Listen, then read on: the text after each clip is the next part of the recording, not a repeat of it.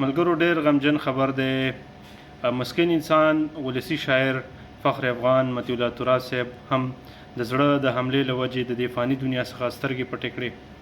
الله پاک دې وبخي او الله پاک دې ورله جنتونه ور نصیب کړي. ډېر غټ زیان دی د افغانستان ولس دپاره، افغانانو دپاره، د پښتو ژبې دپاره، پښتو شاعرۍ دپاره یو بهترین شاعر و. الله پاک دې اوس وبخي. د زړه حمله پرې راغلې وه او د هغې د وجې د مسکین هم سترګې پټې کړې د دې فاني دنیا څخه لاړو. الله پاک دې وبخي، الله پاک دې ورته هغه دنیا ښایسته کړي.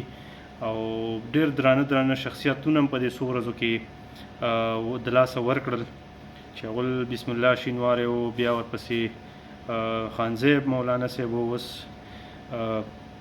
مطیع الله تراب صاحب دی. بس الله دې موږ هم د زړه صبر راکړي او الله پاک دې د دې کورنۍ ته هم د زړه صبر ورکړي.